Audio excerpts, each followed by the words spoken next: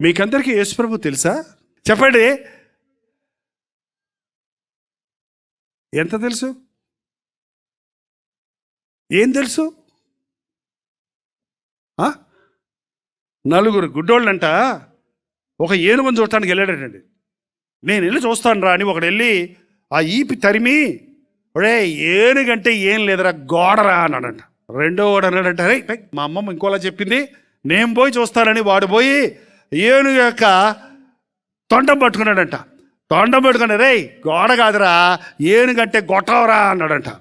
అరే నేను వెళ్ళి చూస్తానని ఇంకొకటి వెళ్ళాడంట. వాడు వెళ్ళి తోక పట్టుకున్నాడంట. వాడు వెళ్ళి చూసి వచ్చారే ఏనుగంటే గోడ కాదు గొట్టం కాదురా ఏనుగంటే చీపిరి కట్టరా అన్నాడంట వాడు. ఇంకొకడు వెళ్ళి నేను సరిగా చూసి వస్తాను అని చెప్పి వాడు వెళ్ళి చెవు పట్టుకున్నాడంట. ఒరే ఏనుగంటే గోడ కాదు గొట్టం కాదు చీపిరి కట్ట కాదు ఏనుగంటే చేటరా అన్నాడంట. ఏంటండి ఈ రోజున యేసుప్రభుని ఏదో మూల పట్టుకొని కొంచెం ఎరిగి ఇదే యేసుప్రభు ఇదే యేసుప్రభు నాకే తెలుసు నేనే పరిశుద్ధాత్మ శక్తిని పొందాను అని ఒక్కొక్కడు ఆర్భాటాలు చేస్తున్నాడు. నిజంగా వీళ్ళందరూ చెప్పింది కలిస్తే ఏనుగు, వీళ్ళందరూ చెప్పింది కూడా వాళ్ళు అర్థం చేసుకుంది కూడా చాలా తక్కువ. పెద్ద జంతువుని ఒక గోడగా గొట్టంగా వాళ్ళు భావించారు కానీ అసలు దాని సంగతి సంపూర్ణంగా ఎరగలేదు. ఎంతమంది యేసు ప్రభుని గురించి ప్రకటించినా ఎన్నిసార్లు ఎన్ని వర్తమానాలు విన్నా నా మట్టుకు నేను 45 సంవత్సరాల నుంచి ఎన్నిసార్లు బైబిల్ చదివినా ఇందులో ఉన్న సంగతులన్నీ ఇంకా నాకు అర్థం కాల.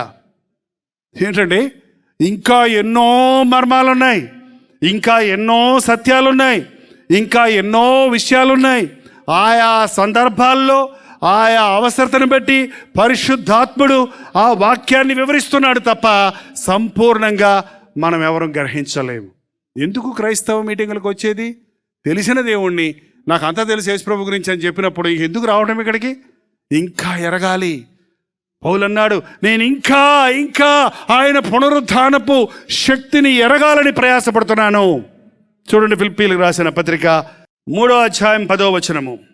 ఏ విధము చేతనైనను మృతులలో నుండి నాకు పునరుద్ధానము కలగవలెనని ఆయన మరణం విషయంలో సమానుభవం కలవాడనై ఆయనను ఆయన పునరుద్ధాన బలమును ఎరుగు నిమిత్తము ఆయన శ్రమలలో పాలివాడునగుట ఎట్టిదో ఎరుగు నిమిత్తము సమస్తము నష్టపరుచుకొని వాటిని పెంటతో సమానముగా ఎంచుకొని ఇదివరకే గెలిచిననేనను ఇదివరకే సంపూర్ణ సిద్ధి పొందిననేనను నేను అనుకోవట్లేదు కానీ నేను దేని నిమిత్తమై క్రీస్తు యేసుచేత పట్టబడితేనో దానిని పట్టుకున్న వల్లని పరుగెత్తుతున్నాను. సహోదరులారా, నేను ఇదివరకే పట్టుకున్నానని తలంచుకొనను, అయితే ఒకటి చేయుచున్నాను, వెనుకున్న వాటిని మరిచి ముందున్న వాటి కొరకు వేగిరపడుచున్నాను. యేసుక్రీస్తునందు దేవుని ఉన్నతమైన పిలుపునకు కలుగు బహుమానమును పొందవల్లని గురి యొద్దకే పరుగెత్తుచున్నాను. ఇంకా యేసయ్యను ఎరగాలి. ఈ సభలకు వచ్చిన వారు సంకుచితమైన స్వభావంతో ఉండకండి. నాకు యేసు ప్రభుని గురించి అంతా తెలుసు అనకండి. నేను ఈ లోకంలో గొప్ప విశ్వాసిని అనుకొనకండి.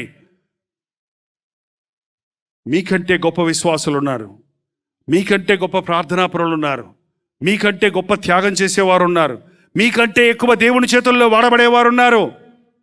ఆనాడు ఏలియా అన్నాడు, నేను ఒక్కడే నీ కొరకు వైరాగ్యం కలిగి ఉన్నాను అని.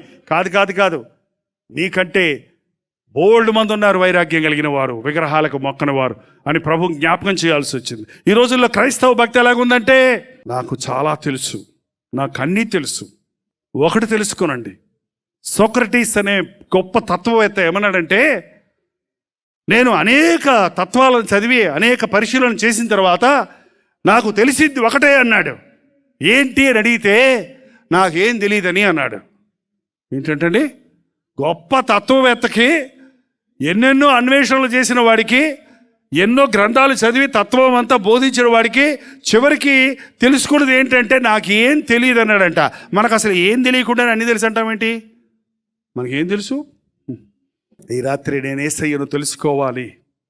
ఆయన ప్రేమ ఎంత పొడుగో, ఎంత ఎత్తో, ఎంత వెడల్పో విశ్వాసులమైన మనందరం కలిసి పరిశీలించాలని బైబిల్ చెప్తుంది. ఎవడు మట్టుకాడు నా యేసయ్య ఇది, నా యేసయ్య ఇది, నా యేసయ్య ఇది అని గుంపులు తయారవుతున్నారు ఏంటండి? యేసు ప్రభు ప్రేమను మనందరం కలిసి కొలిసి ముగించలేము. ఆయన ప్రేమ నా జీవితంలో చేసిన కార్యాలు, నీ జీవితంలో చేసిన కార్యాలు, వారి జీవితంలో చేసిన కార్యాలు, వీరి జీవితంలో చేసిన కార్యాలు, ఆయన నీ కొరకు కలిగి ఉన్న ప్రణాళిక, నా కొరకు కలిగిన ప్రణాళిక, అవి ఎరగటమే అతి ప్రాముఖ్యమైంది. క్రీస్తును ఎరిగిన వాడు తన స్థితిని తాను ఎరుగుతాడు.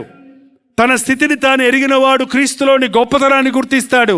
ఓ క్రైస్తవులారా, విశ్వాసులు అనబడిన వారలారా, మీరు క్రీస్తును ఎరుగుదురా?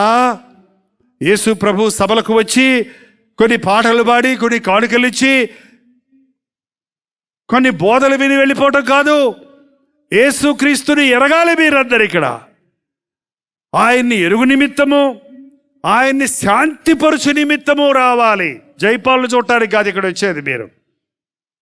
ఎందుకంటే యేసు ప్రభుతో శాంతిపరుచుకోవాలంట. మనం ఏమవ్వాలి? సమాధాన పడాలి. దేవుణ్ణి దుఃఖపరిచిన విషయాలున్నాయి నీ బ్రతుకులో, దేవుణ్ణి విసిగించిన విషయాలున్నాయి నీ బ్రతుకులో. దేవుని బిడ్డనని చెప్పుకుంటూనే అనేక సార్లు తప్పిపోతున్నావు, అనేక సార్లు జారిపోతున్నావు, అనేక సార్లు బొంకుతున్నావు, అనేక విషయాల్లో పరిశుద్ధపరచబడలేదు, విడుదల పొందలేదు, మనశ్శాంతి లేదు, సమాధానం లేదు, తప్పిపోయావు, జారిపోయావు, పడిపోయావు, మీటింగులకు వస్తున్నావు, పోతున్నావు, బతుకుతూనే ఉన్నావు, భక్తి మార్గంలో ఉన్నాను అనుకుంటున్నావు. కాదు, ఇలాంటి సభలకు వచ్చినప్పుడు నువ్వు దేవునితో సమాధాన పడాలి. రక్షింపనేరకుండానట్లుగా ఆయన హస్తము కురచకాలేదు, విననేరకుండాట్లు ఆయన చెవులు బంధము కాలేదు.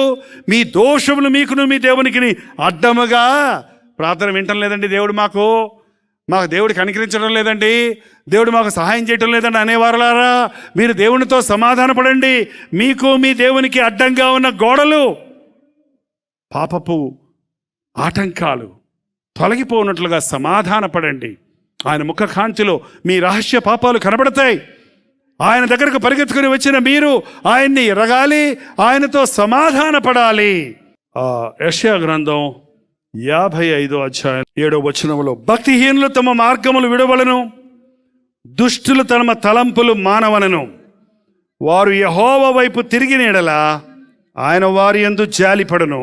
భక్తిహీనులు తమ మార్గములను విడువవలెను, దుష్టులు తమ తలంపులను మానవలను. మీటింగ్కి రావటం గొప్ప కాదండి. నీ మనసులో ఉన్న దుష్టాభిప్రాయాన్ని విడిచిపెట్టావా? నీ పొరుగువాని మీద ఉన్న అసూయ, ద్వేషం విడిచిపెట్టావా? మీరు నిలుచుండి ప్రార్థన చేయనప్పుడల్లా విరోధులను క్షమించండి దేవుడు చెప్పాడు కదా. ఈ రాత్రి ఇక్కడ కూర్చున్న నీవు, నాకు విరోధులు ఎవరూ లేరండి, నన్ను బాధ పెట్టిన వాళ్ళు చాలామంది ఉన్నారు, నాకు అన్యాయం చేసిన వాళ్ళు చాలామంది ఉన్నారు, నన్ను మోసగించిన వాళ్ళు చాలామంది ఉన్నారు, కానీ నేను యేసయ్య నామంలో వారందరినీ క్షమించాను అని చెప్పగలరా?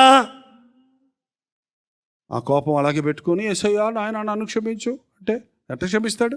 మీకు విరోధంగా పాపం చేసిన వారిని మీరు క్షమిస్తే ఆయన మిమ్మల్ని క్షమిస్తాడన్నాడు.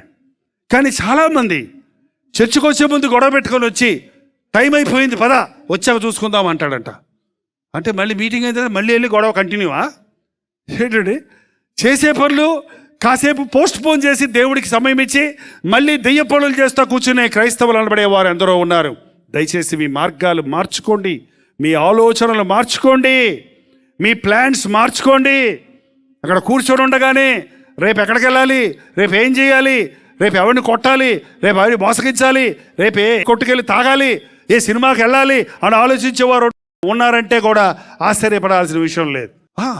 సాయంత్రం మీటింగ్ అటైన్ వచ్చేయచ్చు, వాళ్ళకు శాస్తి చేయాలి, వాళ్ళకి పోయి అటు ఇటు తేల్చుకొని రావాలి. పొద్దున వెళ్ళేసి వచ్చి సాయంత్రం గంటనే మీటింగ్ అందుకుంటాను అని ఆలోచించుకుంటాడంట.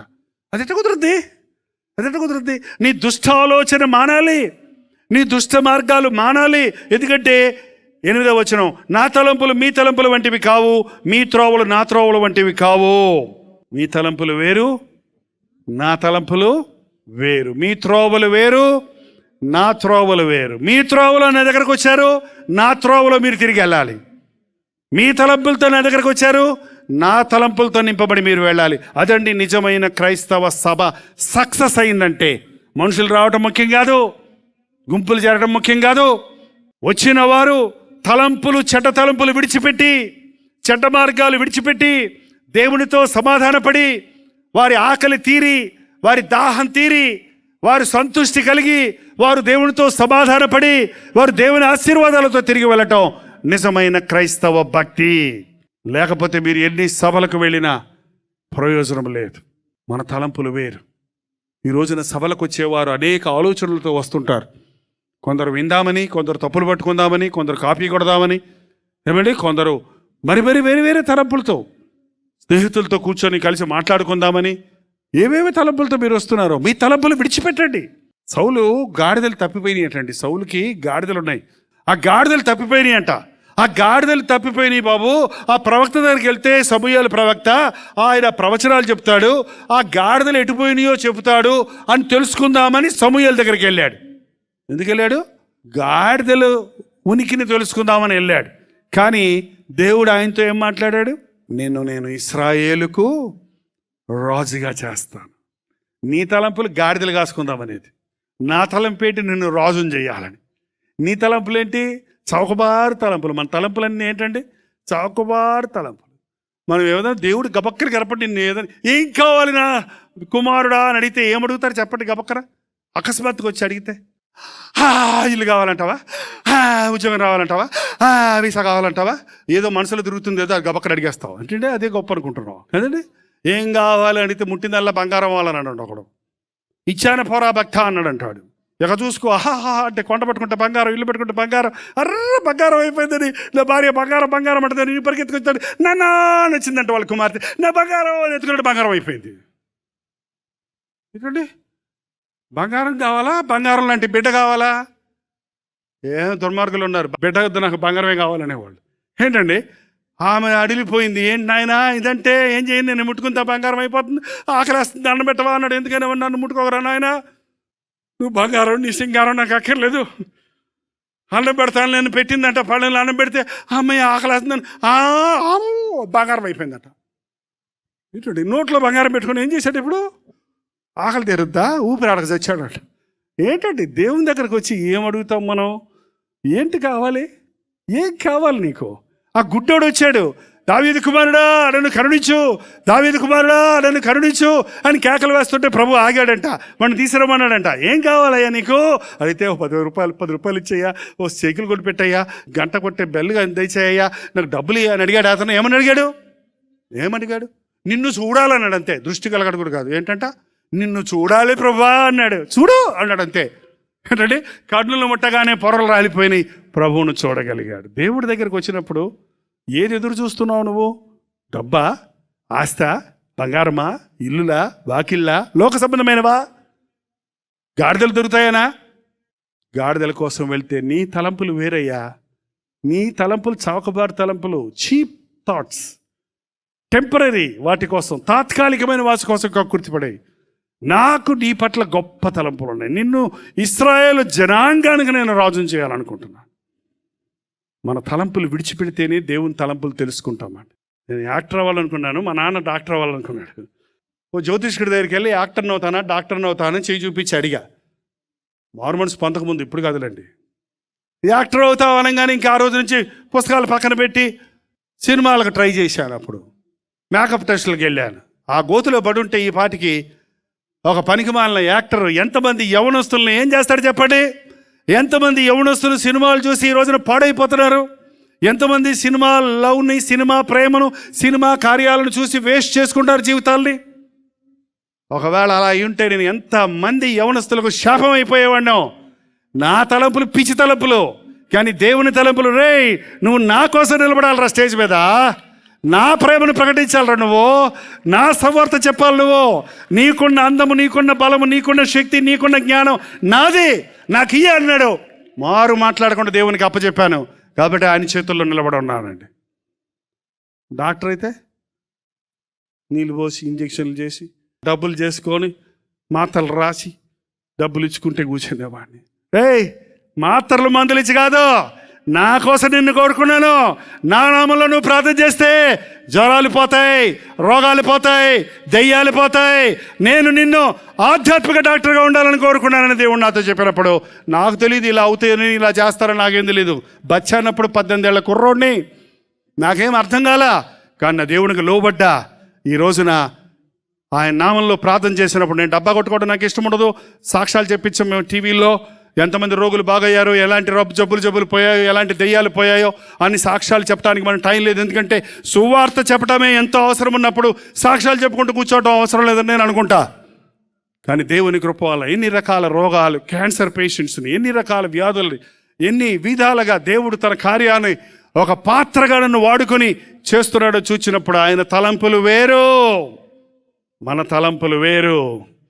మన తలంపులు తాత్కాలికమైనవి, భూ సంబంధమైనవి. నా తలంపులు మీ తలంపుల వంటివి కావు, నా మార్గములు మీ మార్గముల వంటివి కావు. భూమికి ఆకాశమునకు భూమి ఎంతెత్తో మీ కొరకు నేను అంతెత్తైన తలంపులు కలిగి ఉన్నాను. మనందరం దేవుని తలంపులతో నింపబడి వెళితే నీవెంతగా దీవించబడతావో, నీ ద్వారా నీ కుటుంబం, నీ బిడ్డలు ఎంతగా ఆశీర్వదించబడతారో. ఏమంటే నా ముగ్గురు బిడ్డల్ని కూడా దేవునికి నేను సమర్పించాను. వాళ్ళు కూడా మంచి మంచి తలాంతలు కలిగిన వాళ్ళు, ఆకృతి శరీర దృఢత్వం కలిగిన వాళ్ళు, రకరకాల శోధనలు వాళ్ళకి వచ్చాయి. కానీ నేను ఎప్పుడు వాళ్ళని బంధించలేదు. మీరు సేవలో ఉండాలరా, తప్పదురా, నేను తండ్రిని సేవ చేస్తున్నాను కాబట్టి మీరు చెయ్యాలరా అని నేను ఎప్పుడు రుద్దలేదు. నేను యేసయ్యను వాళ్ళకి ఇచ్చాను. వాళ్ళు చిన్నప్పటి నుంచి వాక్యంతో పెంచాను. యవనస్తులు అయినప్పుడు మీ ఇష్టం, మీకు దేవుడు ఏది చెబితే అది చేయండి అని చెప్పినప్పుడు దేవుని చిత్తాన్ని వారు ఎరిగారు. లోకంలో ఎన్ని ఆకర్షణలు ఉన్నా, ఎన్ని రకాలైనటువంటి సంపాదించుకోవడానికి మార్గాలున్నా యేసయ్యకే మా జీవితాలను దేవునికి సమర్పించుకొని నిలబడ్డారు. నీ కుమారులు దేవుని సేవ చేయటం ఎంత గొప్ప భాగ్యమో తెలుసా? ఇంతమంది మేము సేవ చేస్తున్నాం, కుటుంబం అంతా సేవ చేస్తున్నాం. మేము ఆస్తులు సంపాదించుకోలేదు, ఆత్మలను సంపాదిస్తున్నాం. ఎక్కడికి వెళ్తే అక్కడ సంతృప్తి. ఎంతమంది అయ్యా మీ వాక్యం విని నేను మారాను, మీరు చెప్తుంటే మాతో దేవుడు మాట్లాడుతున్నట్టున్నాడు, వాక్యం ద్వారా నేను ఆదరించబడుతున్నాం, వాక్యం ద్వారా మేము హెచ్చరించబడుతున్నాం. మీ వాక్యమని రాత్రి చెప్పారు, మా ఆయన మీ వాక్యమని త్రాగడం మానేశాడండి, మేము కుటుంబంగా సంతోషంగా ఉన్నాం. నా భర్త నన్ను టీవీ చూడనివ్వడు, దేవుని వాక్యం విననివ్వడు. పెళ్లి రోజు వచ్చిందంట, పెళ్లి రోజుకి గిఫ్ట్ కొంటాను, ఏం కావాలి అని అడిగాడంట అండి. ఏం వద్దండి నాకు, ఒక్కసారి కల్వర దర్శనం టీవీ ప్రోగ్రాం చూడండి అందంట ఆమె. సరేలే, భలే చౌకుంది కదా, సరే అన్నాడంట. ఆ కార్యక్రమం ఒక్కరోజు కూర్చొని స్థిమితంగా 30 నిమిషాలు విన్నాడు. దేవుని ఆత్మ ఆయనలో క్రియేట్ చేసింది. ఏమో అనుకున్నానే, వీళ్ళంతా ఏదో పాస్టర్లు అంటే ఏంటో అనుకున్నానే. ఓహో, చాలా సారం ఉందే, ఇందులో చాలా సరుకు ఉందే, చాలా సంగతులు ఉన్నాయే, నిజమే కదా అని ఆలోచన శక్తి పెంచింది. ఆ రోజు సరే నువ్వు చూడు అన్నాడంట. సరే ఆమె చూడటానికి పర్మిషన్ ఇచ్చాడు. ఆమె కావాలని సౌండ్ ఎక్కువ పెడితే ఆయన పక్క గదిలో కూర్చొని చూస్తుంటాడు అండి. ఒక 2-3 నెలలు అలా చూడగానే 3వ రోజే ఛాయను కూడా కూర్చొని చూడటం మొదలుపెట్టాడు. 2 భార్యాభర్తలు వచ్చి సాక్ష్యం చెప్పారు. ఏ ఊర్లో నాకు గుర్తులేదు ఇప్పుడు. కానీ ఎలాగూ దేవుడు తన వాక్యం ద్వారా మనుషుల్లో క్రియ జరుగుతున్నాడు అన్నది అది చాలు. దేవుని దగ్గరకు వచ్చిన వారు దేవునితో సమాధాన పడాలి. దేవుని దగ్గరకు వచ్చిన వాడు ఈయన నిజమైన లోకరక్షకుడు. ఆనాడు సమరయ స్త్రీ ఊరిలోనికి వెళ్ళి తన కొండను విడిచిపెట్టి ప్రభు మాట్లాడినప్పుడు, నేను చేసినవన్నీ నాతో చెప్పిన ఈయనను వచ్చి చూడుడి, ఈయన క్రీస్తు కాడా అని ఊళ్ళో వాళ్ళకి చెప్పినప్పుడు వాళ్ళందరూ ఆశ్చర్యపడి పరుగు ప్రభు దగ్గరకు వచ్చి 2 రోజులు అక్కడ ఉండమని ఆయన చెప్పిన మాటలు విని ఆ తర్వాత ఆ స్త్రీ దగ్గరకు వెళ్ళి చెప్పారు. ఏమన్నారో తెలుసా? నీవు చెప్పిన దాన్ని బట్టి గాక మా మట్టుకు మేము విని ఈయన నిజముగా లోకరక్షకుడని తెలుసుకొని ఉన్నాము. ఇదేమి బలవంత భక్తి కాదు, భయపడకండి. బలవంత భక్తి కాదు, మత మార్పిడి కాదు ఇది. మతానికి దీనికి సంబంధం లేదు. ఇది హృదయ సంబంధమైనది, ఇది ఆధ్యాత్మిక చింతన, ఇది జీవిత విధానం, ఇది సరళమైన మార్గం, ఇది ఒక మనిషిని ప్రయోజకుడిగా సంతుష్టిపరుడిగా చేసే కార్యం, యేసుక్రీస్తు చేసే కార్యం. నా తలంపులు మీ తలంపుల వంటివి కావు. మీలో ఒకవేళ ఈరోజు ఈ మీటింగ్కి చూచిపోదామని వచ్చారేమో, విని వెళ్దామని వచ్చారేమో, లేకపోతే ఏదన్నా ఒక అవసరం ఉంది, మా అబ్బాయికి ఉద్యోగం కావాలి, మా అమ్మాయికి వివాహం కావాలి, నా గర్భఫలం కావాలి, నా అప్పులు తీరాలి, నా జబ్బులు పోవాలి అని చిన్న భారాలన్నీ పెట్టుకొని వచ్చారేమో. కానీ దేవుడు ఇక్కడ వాటిని తీర్చడం అనేది చిటికలో పని. ఆయనకి అంతకంటే మించిన కార్యాలు మీలో చేయాలని, మీ ద్వారా జరిగించాలని, మిమ్మల్ని ఆయన సాక్షులుగా నిలబెట్టాలని, మిమ్మల్ని ఆయన శాశ్వతమైన దీవెనలతో నింపాలని ఈ రాత్రి ఆశిస్తూ ఉన్నాడు. అవునయ్యా, నా బ్రతుకులో నీవు కలిగి ఉన్న తలంపులు నేను అడగాలని ఆశిస్తున్నాను అని మీరు నిజంగా దేవునికి మొరపెడితే దేవుడు తన కార్యాన్ని జరిగిస్తాడు. యేసు ప్రభు దగ్గరకు వచ్చిన వారు ఎవ్వరూ ఒట్టినే వెళ్ళలేదండి. ఆ పాపాత్మురాలు ఏడ్చుకుంటూ వచ్చింది. ఆయన పాదాల మీద పడి ఆయన పాదాలను కన్నీటితో కడిగి తల వెంట్రుకలతో తుడిచింది. పక్కన వాళ్ళందరూ అసహించుకుంటున్నారు, ఛీ ఈమె పాపాత్మురాలు అని. కానీ ఆమె పశ్చాత్తాపంతో ప్రభువును ప్రేమతో ఆయన పాదాలు ముద్దు పెట్టుకున్నప్పుడు ప్రభు అన్నాడమ్మా, నీ పాపములు క్షమించబడి ఉన్నవి, సమాధానము గలదానివే వెళ్ళు. ఏడ్చుకుంటూ వచ్చింది, ఎగురుకుంటూ వెళ్ళింది, పాప క్షమాపణ పొంది వెళ్ళింది, పాప జీవితం నుంచి విడుదల పొంది వెళ్ళింది. యేసు ప్రభు దగ్గరికి వచ్చిన వారు ఊరకనే వెళ్ళరండి. ఒకవేళ మీరు ఊరకనే వచ్చిన వాళ్ళు వచ్చినట్టుగా వెళ్ళిపోతున్నారంటే మీరు దేవునికి మీరు సమర్పించుకోలేదు, మీ హృదయాన్ని తెరవలేదు, మీరు దేవునికి మొరపెట్టలేదు, మీరు దేవుని చిత్తాన్ని ఎరగలేదన్నమాట. ఈ రాత్రి ఆవరణలో ఉన్న వారందరూ, ఇక్కడ ఉన్న ఒక్కొక్కరు మళ్ళీ చెప్తున్నానండి, నా మాటలు కావివి, దేవుడు నీతో చెప్పమంటున్నాడు. నీవు దేవుని దృష్టిలో చాలా విలువైన వ్యక్తివి. గుంటూరులో ఎంతోమంది ఉన్నారు, లక్షల మంది. ఆంధ్రప్రదేశ్లో 1,80,00,000 మంది ఉన్నారంటే ఇప్పుడు మనకి ముక్కలైన ఆంధ్రప్రదేశ్లో. కానీ మనం మాత్రం ఇక్కడ ఉన్నాం. మనల్ని ఏరుకున్నాడు దేవుడు, కోరుకున్నాడు దేవుడు. నా తలంపులు వేరు, నీ తలంపుల్లో నువ్వు వెళ్ళిపోతున్నావు యవ్వనస్తుడా. నా తలంపులకు తెలియజేయాలనుకుంటున్నాను, రా నా దగ్గరికి. ఎంతకాలం అసంతృప్తితో ఉంటావు, ఎంతకాలం ఉద్యోగం లేకుండా ఉంటావు, ఎంతకాలం పని లేదంటూ ఉంటావు, ఎంతకాలం సంతానం లేదంటూ ఉంటావు, ఎంతకాలం నా బ్రతుకులో సమాధానం లేదంటావు, ఎంతకాలం నా జీవితంలో అభివృద్ధి లేదంటావు. నీ కొరకు నేను గొప్ప తలంపులు కలిగి ఉన్నాను. నీ సొంత తలంపుల్లో నువ్వు వెళ్తున్నావు కాబట్టి నువ్వు కీడులో ఉన్నావు, నష్టంలో ఉన్నావు. నా తలంపులు ఎరుగు, నా చిత్తాన్ని ఎరుగు, నా మార్గాల్లో రా అని దేవుడు నీతో మాట్లాడాలని ఆశపడుతూ ఉన్నాడు. దేవా, నా కొరకు నీ చిత్తం ఏంటి అని మీరు ఎప్పుడైనా అడిగారా? ప్రభా, నన్ను ఏం చేయమంటావు అని ఎప్పుడైనా అడిగారా? పౌలు సౌలుగా ఉన్నప్పుడు క్రైస్తవ సంఘాన్ని హింసిస్తున్నాడు. తన మతం వైరాగ్యమైన మతం అనుకుంటున్నాడు. యేసునామంలో ప్రార్థన చేసే వాళ్ళని చెదరగొడుతున్నాడు. కానీ దమస్కు రోడ్డులో యేసు ప్రభు శిలువ దర్శనాన్ని చూచినప్పుడు, శిలువలో వేలాడుతున్న క్రీస్తు యొక్క దర్శనం చూచినప్పుడు గుర్రం మీద నుండి అకస్మాత్తుగా డబాలను కింద పడ్డాడు. కింద పడ్డప్పుడు అతని మనోనేత్రాలు తెరవబడ్డాయి. అతని నోట్లో నుంచి వచ్చిన మాట ఏంటో తెలుసా? ప్రభువా, నువ్వెవడివి? నేను నీవు హింసించుచున్న యేసుని. రెండో మాట తెలుసా? ప్రభువా, నేనేమి చేయవలను? నన్ను ఎందుకయ్యా పట్టుకున్నావు? నాకెందుకయ్యా కనపడ్డావు? నన్ను ఎందుకయ్యా దర్శించావు? నన్నేం చేయబట్టావు? నిన్ను జనములకు నేను సాక్షిగా చేస్తాను, వెళ్ళు అన్నాడు. ఆనాడు పౌలు కొరకు దేవుడు ఎన్ని గొప్ప తలంపులు కలిగి ఉన్నాడు. యేసు క్రీస్తు తర్వాత పౌలును కొత్త నిబంధనలో క్రీస్తుని పోలో జీవించిన దైవజనుడిగా, క్రీస్తు కార్యాన్ని నెరవేర్చిన సువార్థికుడిగా మనం చూస్తూ ఉన్నాం. నీ కొరకు ఎన్ని గొప్ప తలంపులు కలిగి ఉన్నాడు. భారతదేశం మారాలంటే చెర అయినా, శ్రమ అయినా, ఖడ్గమైనా, బాధ అయినా క్రీస్తు కొరకు నిలబడేయాలంటే ఆ దేవుని ఆత్మ బీజం మనలో ఉండాలి. గాలికి చెదరగొట్టే పొట్టులాగా ఉండకూడదు మన భక్తి. క్రీస్తు కొరకు దేనికైనా తెగించగలిగిన శక్తినిచ్చే భక్తిని ఈ అంచెదినాల్లో మనం కలిగి ఉంటే తప్ప జనులు తినుచు, తాగుచు, కొనుచు, అమ్ముచు, పెళ్లికిచ్చుకొనుచు, పెళ్లి చేసుకొనుచు, వ్యాపారంతో నిండిపోయినటువంటి, లోక కార్యాలతో నిండిపోయినటువంటి, లోక ఆకర్షణతో నిండిపోయినటువంటి ఈ లోకంలో ఒక విశ్వాసి క్రీస్తు కొరకు నిక్కచ్చిగా బ్రతకాలంటే ఆయన తలంపులను ఎరగాలి, ఆయన ఆత్మతో బలపడాలి, ఆయన సాక్షిగా నిలబడాలి. అప్పుడే ఈ లోకంలో నశించిపోతున్న ఆత్మలను మనం రక్షించగలుగుతాం.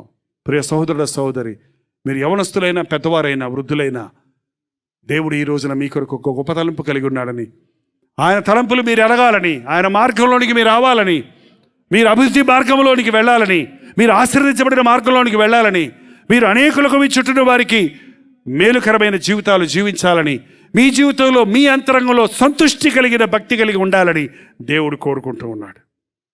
నా ఎద్దుకు రండి, నేను దప్పికి తీరుస్తానంటున్నాడు. నా ఎద్దుకు రండి, నేను విశ్రాంతి కలుగు చేస్తానంటున్నాడు. దేవుడు తన కార్యాన్ని జరిగించడానికి ఎల్లప్పుడూ సిద్ధంగా ఉన్నాడు. చివరిగా 12వ వచనాన్ని చదివేసి ముగిద్దాం. మీరు సంతోషముగా బయలు వెళ్ళుదురు, సమాధానము పొంది తోడుకొని పోబడుదురు. మీరు సంతోషముగా బయలు వెళ్ళుదురు, సమాధానము పొంది తోడుకొని పోవుదురు. ఈ రాత్రి ఈ మాటలు మనందరి పట్ల నెరవేరును గాక. మనం వెళ్ళి ఆయన సాక్షులుగా జీవించినట్లుగా పరిశుద్ధాత్ముడు తన కార్యాన్ని జరిగించనై ఉన్నాడు. చివరి నిమిషంలో ఒక అద్భుతం నీ అంతరంగంలో జరిగే సమయం ఇది. దేవుడు నీతో మాట్లాడే సమయం ఇది. తన వాగ్దానాలతో నిన్ను దర్శించే సమయం ఇది. నీ జీవిత గమ్యాన్ని నీకు తెలియజేసే సమయం ఇది. నీవు సంతోషంతో తిరిగి వెళ్ళినట్లుగా నీవు సిద్ధపడే సమయం ఇది. అందరూ లేచి నిలబడదాం. ప్రార్థనతో, దేవుని ఆశీర్వాదములతో, దేవుని చిత్తములో మనం తిరిగి మన స్థలాలకు వెళదాం. మీరు నిలుచుండి ప్రార్థన చేయనప్పుడు మొదటగా మీ హృదయాలను దేవుని సన్నిధిలో కుమ్మరించండి. రెండవదిగా మీ బాధ, మీ సమస్య, మీ చిక్కు, మీ అవసరత ప్రభుతో చెప్పండి. కొన్ని సంవత్సరాలుగా నిన్ను పట్టి పీడిస్తున్న ఆ వ్యాధి నుండి ఈ రాత్రి నిన్ను విడిపించాలని ప్రభు ఆశ కలిగి ఉన్నాడు. ఎన్నో ప్రయత్నాలు చేసినప్పటికీ విఫలమైనటువంటి నీ ప్రయత్నాన్ని సఫలపరచాలని ఈ రాత్రి దేవుడు తన కార్యాన్ని జరిగించాలని సిద్ధంగా ఉన్నాడు. కళ్ళు మూసుకొని ప్రతి ఒక్కరు ప్రార్థన చేద్దాం. చేతులు పరలోకపు వైపు ఎత్తి, ప్రభువా, నీ తలంపులు ఏంటయ్యా నా కొరకు? నా బ్రతుకులో ఎన్నో సంవత్సరాలు దొర్లిపోయాయి. నేనేమి సాధించలేని స్థితిలో నిలిచిపోయాను. నా సొంత మార్గంలో పోయి నష్టపోయాను. నా సొంత ఆశలు నెరవేర్చుకొని ఎంతో వేదనలో ఉన్నాను. ఏదో సాధిద్దామనుకొని ఉన్నది పోగొట్టుకున్నాను. నీ చిత్తం కావాలయ్యా, నీ ఉద్దేశాలు ఎరగాలయ్యా, నీతో సమాధాన పడాలని ఆశతో ఉన్నానయ్యా. నన్ను క్షమించు ప్రభువా. నీ పాదాల దగ్గర పశ్చాత్తాపడుతున్నాను. రేపు కాదు, ఇదే అనుకూలమైన సమయము, ఇదే రక్షణ దినము. ఈరోజు దేవుడు మనల్ని ఇక్కడ చేర్చున్నాడు. రేపు దాకా మనం అందరూ సజీవులుగా ఉంటామో లేదో మనకు తెలియదు. రేపటి సంగతి రేపు చూచుకుందాం. ఇప్పుడు ఇప్పుడు ఇప్పుడు ఇప్పుడు ఇక్కడ దేవుడు నీతో మాట్లాడడానికి, నిన్ను స్పందించడానికి, నిన్ను దర్శించడానికి, నిన్ను దీవించడానికి, నీవు సమాధానపడినట్లుగా పరిశుద్ధాత్ముడు నిన్ను ప్రేరేపిస్తున్నాడు. నోరు తెరిచి దేవుడితో చెప్పు, నన్ను కనికరించి ప్రభువా, నాకు సహాయం చేయి నాయనా. నీ తలంపులు నాకు దయచేయ్యా, నీ ఆలోచనలు నాకు దయచేయ్యా. నా దుష్ట మార్గాలు విడిచిపెడుతున్నాను, నా చెడు మార్గాలు విడిచిపెడుతున్నాను, నా పాప మార్గాలు విడిచిపెడుతున్నాను, నా సొంత మార్గాలు విడిచిపెడుతున్నాను, నా లోక సంబంధమైన తలంపులు విడిచిపెట్టేస్తున్నాడయ్యా. నా కోసం ఎందుకు, నా కోసం ఏ తలంపులు కలిగి ఉన్నావో, నా తల్లి గర్భంలో నన్ను రూపించినప్పుడు నన్ను ఎరిగిన దేవా నీకు వందనములయ్యా. నీ ప్రణాళిక నా బ్రతుకు పట్ల బయలుపరచు నాయన అని నోరు తెరిచి ప్రార్థన చేద్దాం. ఎవరు మార్పు పొందకుండా ఈ ఆవరణ విడిచి వెళ్ళకుందురు గాక. మీ మనోనేత్రములు తెరవబడును గాక. మీ హృదయములు శాంతి సమాధానములతో నింపబడును గాక. నూతన జీవితాన్ని, నూతన ఆశీర్వాదమును పొందుదురు గాక. ఆమేన్, ఆమేన్, ఆమేన్.